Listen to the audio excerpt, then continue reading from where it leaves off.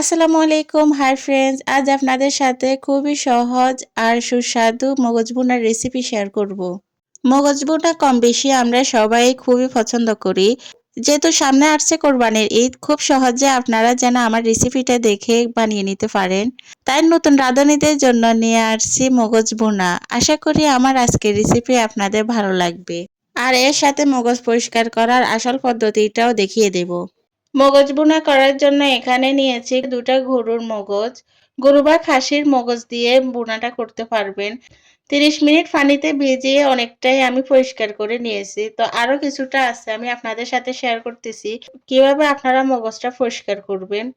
আমি মগজটা হাতে নিয়ে এর উপরে পাতলা একটা চামড়া আছে, এই চামড়াটা আমি উঠিয়ে নেব। মগজে অনেক রক্ত থাকে, অনেক শিরা উপশিরা থাকে, সেগুলো ক্লিন করে আপনাদেরকে আমি দেখিয়ে দেব।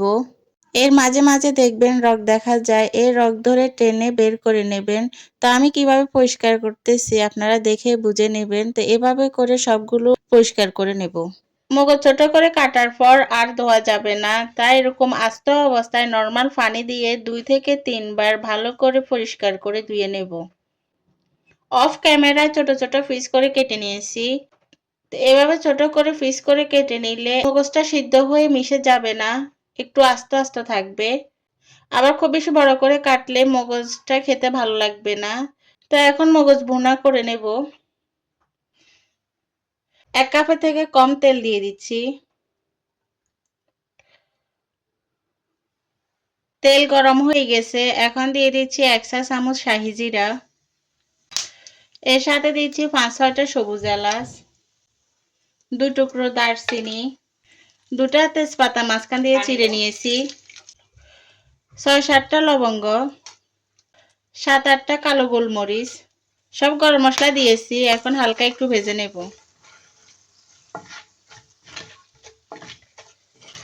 গরম মশলা হালকা ভেজে নিয়েছি, খুব সুন্দর ঘ্রাণ বের হচ্ছে। এখন দিয়ে দিচ্ছি 1 কাপ পেঁয়াজ কুচি। পেঁয়াজটা ভেজে ব্রাউন কালার করব না, পেঁয়াজটা একটু সফট হয়ে আসলে বাকি মশলাগুলো দিয়ে দেব। মগজ ভুনায় মশলা বেশি দিলে খেতে ভালো লাগে না, অল্প মশলা দিয়ে মগজ ভুনা করলে খেতে খুবই ভালো লাগে।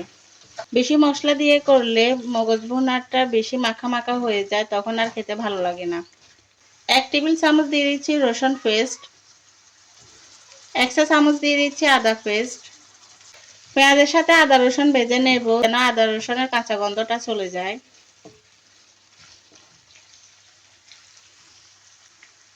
1 চা চামচ দিয়ে দিচ্ছি হলুদের গুঁড়া, 1 টেবিল চামচ দিয়ে দিচ্ছি মরিচের গুঁড়া, 1 টেবিল চামচ জিরে গুঁড়া, 1 চা চামচ ধনিয়া গুঁড়া, 1 টেবিল চামচ লবণ। লবণটা টেস্ট অনুযায়ী আপনারা দিয়ে দিবেন। সব গুঁড়ো মশলা দিয়েছি, এখন মিক্স করে নেব।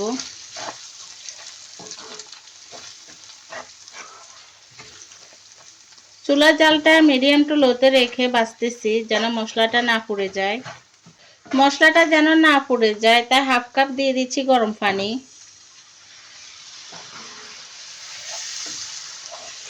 পানি দিয়ে মশলাটা আরো ভালো করে কষিয়ে নেব।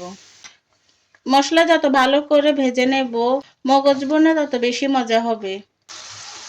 মশলা ভালো করে কষিয়ে নিয়েছি, মশলার উপরে তেল ভেসে উঠেছে, দেখেন।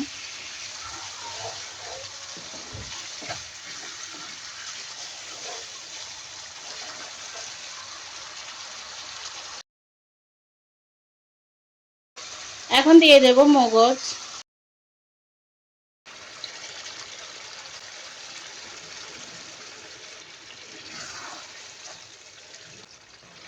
মশলার সাথে মগজ ভালো করে মিক্স করে নেব।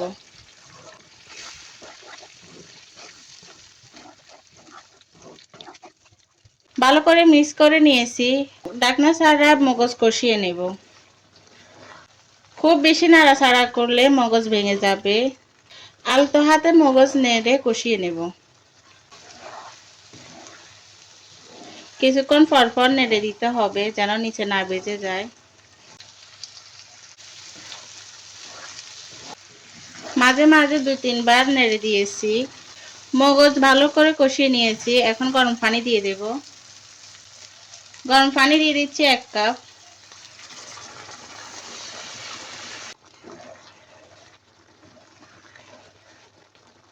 মগজ সিদ্ধ হতে খুব বেশি সময় লাগে না, তো যেহেতু অনেকটাই সময় ধরে মগজটা কষিয়ে নিয়েছি, 1 কাপ গরম পানি দিয়ে মগজ রান্না করে নেব। মগজ ভুনাটা জাল জাল খেতে ভালো লাগে, তাই বেশি করে দিয়ে দিচ্ছি কাঁচামরিচ।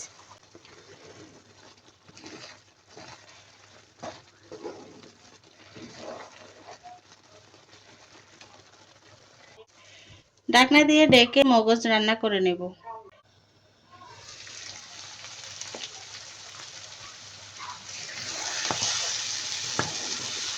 ঢাকনাটা উঠিয়ে কিছুক্ষণ পর পর নেড়ে দিতে হবে।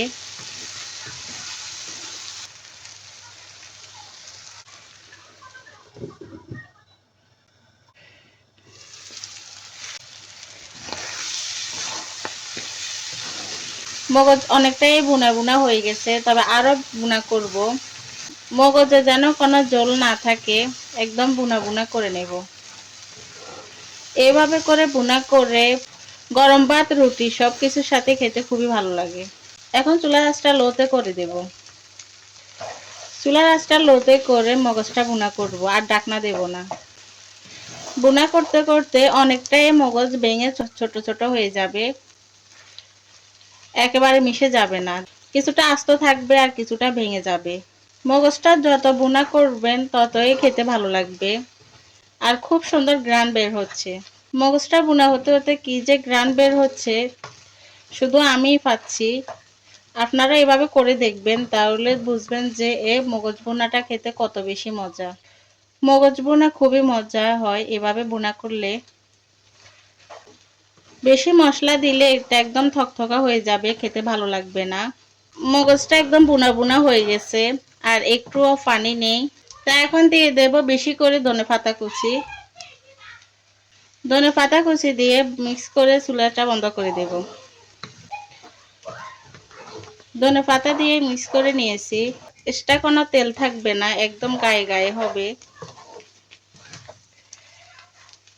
আর একদম বুনা বুনা হয়ে গেছে। মগজ বুনা হয়ে গেছে, এখন চুলাটা বন্ধ করে দেব। নামিয়ে নেওয়ার পর আমি মগজ ভুনাটা সার্ভ করে নিচ্ছি। মগজ ভুনাটা দেখে খুবই লোভনীয় লাগতেছে। এই ভুনাটা খেতে খুবই মজা হয়।